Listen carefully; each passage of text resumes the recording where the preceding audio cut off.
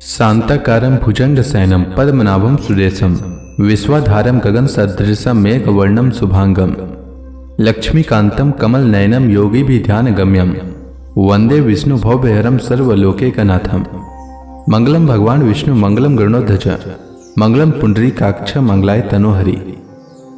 ओम नमो भगवते वासुदेवाय। आज का दिन आप सभी के लिए मंगलमय हो। आइए सुनते हैं सावन मास कथा का अध्याय 52।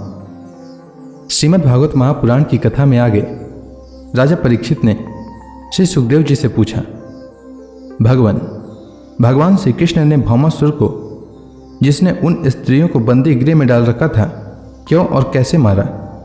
आप कृपा करके सारंग धनुषधारी भगवान श्री कृष्ण का वह विचित्र चरित्र सुनाइए। श्री सुखदेव जी ने कहा, परीक्षित, भौमासुर ने वरुण का छत्र, माता अदिति के कुंडल और मेरु पर्वत पर स्थित देवताओं का मणि पर्वत नामक स्थान छीन लिया था। इस पर सबके राजा इंद्र द्वारका में आए और उनकी एक एक करतूत उन्होंने भगवान श्री कृष्ण को सुनाई।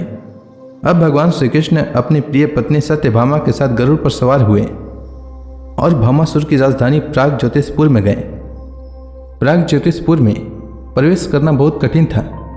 पहले तो उसके चारों ओर पहाड़ों की किलेबंदी थी, उसके बाद शस्त्रों का घेरा लगाया हुआ था, फिर जल से भरी खाई थी, उसके बाद आग या बिजली की चार दीवारी थी और उसके भीतर वायु बंद करके रखा गया था।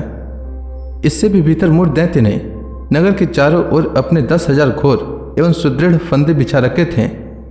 भगवान श्री कृष्ण ने अपनी गदा की चोट से पहाड़ों को तोड़ फोड़ डाला और शस्त्रों की मोर्चे बंदी को बाणों से छीन बीन कर दिया। चक्र के द्वारा अग्नि, जल और वायु की चार दीवारियों को तहस नहस कर दिया और मूढ़ दैत्य के फंदों को तलवार से काट कुट कर अलग रख दिया। जो बड़े बड़े यंत्र मशीनें वहां लगाई हुई थी, उनको तथा वीर पुरुषों के हृदय को शंखनाद से विदीर्ण कर दिया और नगर के परकोटे को गदाधर भगवान ने अपनी भारी गदा से ध्वंस कर डाला। भगवान के पांचजन्य शंख की ध्वनि प्रलयकालीन बिजली की कड़क के समान महाभयंकर थी। उसे सुनकर मूढ़ दैत्य की नींद टूटी और वह बाहर निकल आया। उसके 5 सिर थे और अब तक वह जल के भीतर सो रहा था। वह दैत्य प्रलयकालीन सूर्य और अग्नि के समान प्रचंड तेजस्वी था। वह इतना भयंकर था कि उसकी ओर आंख उठाकर देखना भी आसान काम नहीं था।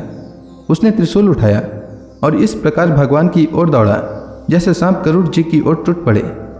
उस समय ऐसा मालूम होता था मानो वह अपने 5 मुखों से त्रिलोकी को निगल जाएगा। उसने अपने त्रिशूल को बड़े वेग से घुमाकर गरुड़ जी पर चलाया और फिर अपने 5 मुखों से घोर सिंहनाद करने लगा। उसके सिंहनाद का महान शब्द पृथ्वी, आकाश, पाताल और 10 दिशाओं में फैलकर सारे ब्रह्मांड में भर गया। भगवान श्री कृष्ण ने देखा कि मूढ़ दैत्य का त्रिशूल गरुड़ की ओर बड़े वेग से आ रहा है। तब अपना हस्त कौशल दिखाकर फुर्ती से उन्होंने 2 बाण मारे, जिनसे वह त्रिशूल कटकर 3 टुक हो गया। इसके बाद ही मूढ़ दैत्य के मुखों में भी भगवान ने बहुत से बाण मारे।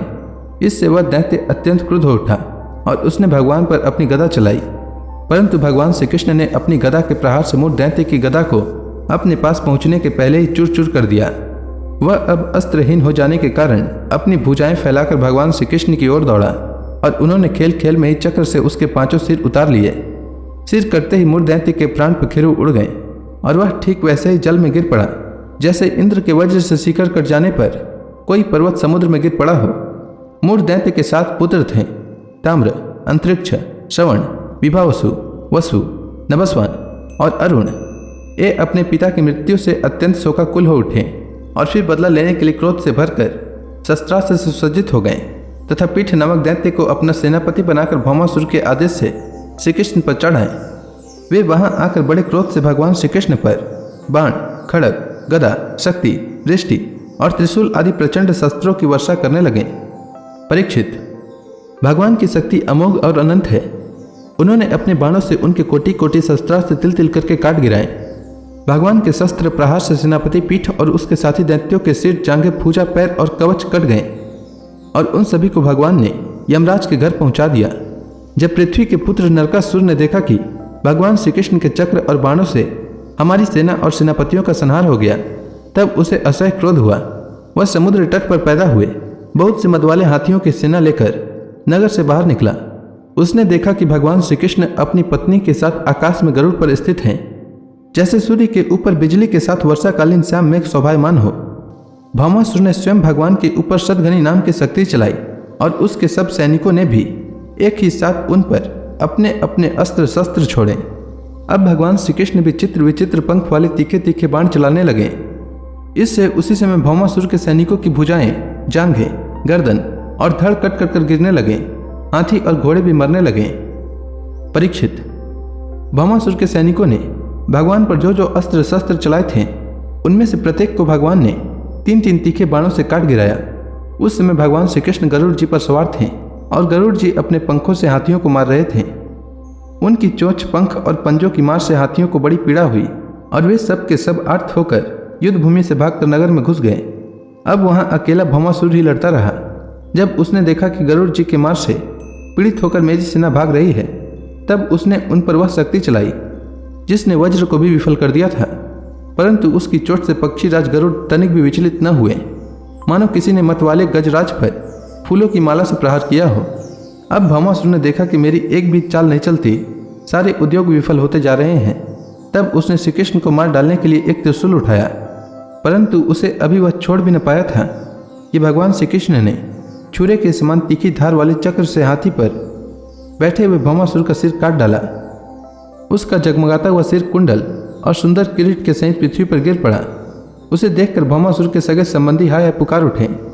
ऋषि लोग साधु साधु कहने लगे और देवता लोग भगवान पर पुष्पों की वर्षा करते हुए स्तुति करने लगे। अब पृथ्वी भगवान के पास आई। उसने भगवान श्री कृष्ण के गले में वैजंती के साथ वनमाला पहना दी और अदिति माता के जगमगाते हुए कुंडल, जो तपाए हुए सोने के एवं रत्न जड़ित थे, भगवान को दे दिए तथा वरुण का छत्र और साथ ही एक महामणि भी उनको दी। राजन, इसके बाद पृथ्वी देवी बड़े बड़े देवताओं के द्वारा पूजित विश्वेश्वर भगवान श्री कृष्ण को प्रणाम करके हाथ जोड़कर भक्ति भाव भरे हृदय से उनकी स्तुति करने लगी।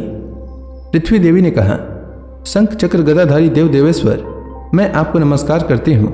परमात्मा, आप अपने भक्तों की इच्छा पूर्ण करने के लिए उसी के अनुसार रूप प्रकट किया करते हैं। आपको मैं नमस्कार करती हूँ। प्रभु, आपकी नाभि से कमल प्रकट हुआ है। आप कमल की माला पहनते हैं। आपके नेत्र कमल से खिले हुए और शांतिदायक हैं। आपके चरण कमल के समान सुकुमार और भक्तों के हृदय को शीतल करने वाले हैं। आपको मैं बार बार नमस्कार करती हूँ। आप समग्र ऐश्वर्य, धर्म, यश, संपत्ति, ज्ञान और वैराग्य के आश्रय हैं। आप सर्वव्यापक होने पर भी स्वयं वसुदेव नंदन के रूप में प्रकट हैं। मैं आपको नमस्कार करती हूँ।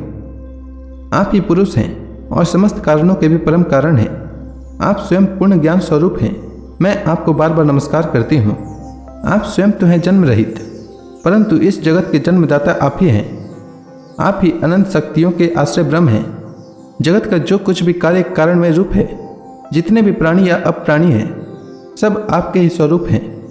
परमात्मा, आपके चरणों में मेरे बार बार नमस्कार। प्रभु, जब आप जगत की रचना करना चाहते हैं तब उत्कट रजोगुण को, और जब इसका प्रलय करना चाहते हैं तब तमोगुण को, तथा जब इसका पालन करना चाहते हैं तब सत्व गुण को स्वीकार करते हैं। परंतु यह सब करने पर भी आप इन गुणों से ढकते नहीं, लिप्त नहीं होते। जगतपते, आप स्वयं ही प्रकृति, पुरुष और दोनों के संयोग वियोग के हेतु काल हैं तथा उन तीनों से परे भी हैं। भगवान, मैं पृथ्वी, जल, अग्नि, वायु, आकाश, पंच तन्मात्राएं, मन, इंद्रिय और इनके अधिष्ठात्री देवता, अहंकार और महतत्व, कहाँ तक कहूँ, यह संपूर्ण चराचर जगत आपके अद्वितीय स्वरूप में ब्रह्म के कारण ही पृथक प्रतीत हो रहा है। शरणागत भयभंजन प्रभु, मेरे पुत्र भौमासुर का यह पुत्र भगदत्त अत्यंत भयभीत हो रहा है। मैं इसे आपके चरण कमलों की शरण में ले आई हूँ। प्रभु, आप इसकी रक्षा कीजिए और इसके सिर पर अपना वह कर कमल रखिए जो सारे जगत के समस्त पाप तापों को नष्ट कर देने वाला है। श्री सुखदेव जी कहते हैं, परीक्षित, जब पृथ्वी ने भक्ति भाव से विनम्र होकर इस प्रकार भगवान श्री कृष्ण की स्तुति प्रार्थना की, तब उन्होंने भगदत्त को अभय दान दिया और भौमासुर के समस्त संपत्तियों से संपन्न महल में प्रवेश किया।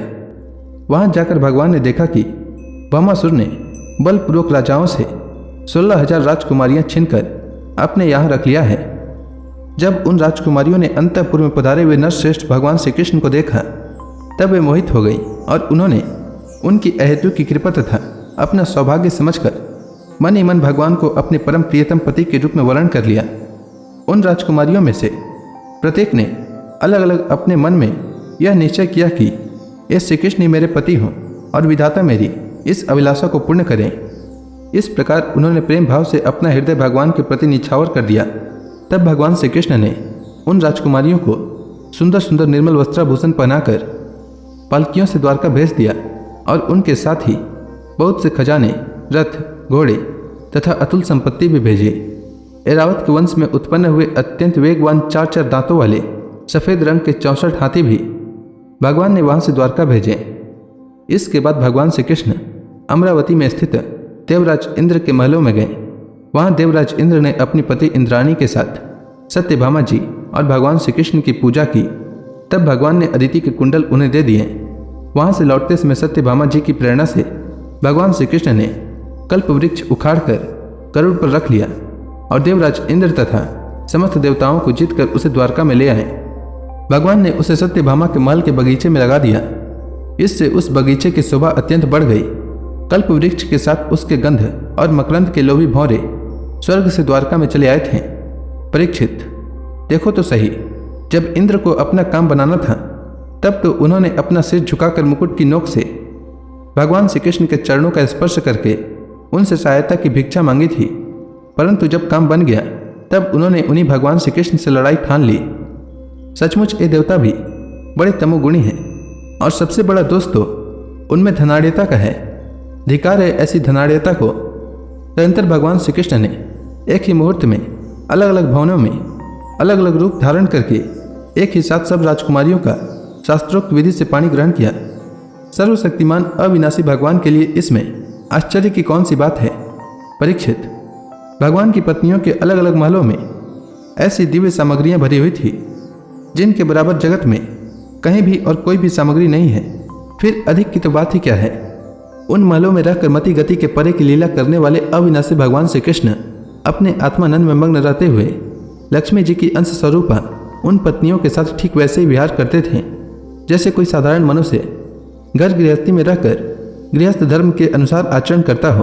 परीक्षित, ब्रह्मा आदि बड़े बड़े देवता भी भगवान के वास्तविक स्वरूप को और उनकी प्राप्ति के मार्ग को नहीं जानते। उन्हीं रमा रमण भगवान श्री कृष्ण को उन स्त्रियों ने पति के रूप में प्राप्त किया था।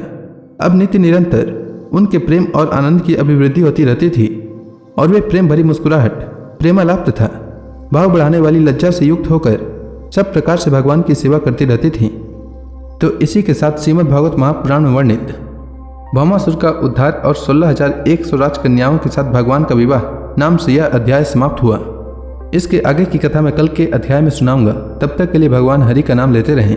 तो प्रेम से बोलिए भगवान विष्णु की जय, श्री कृष्ण भगवान की जय, समस्त देवी देवताओं की जय।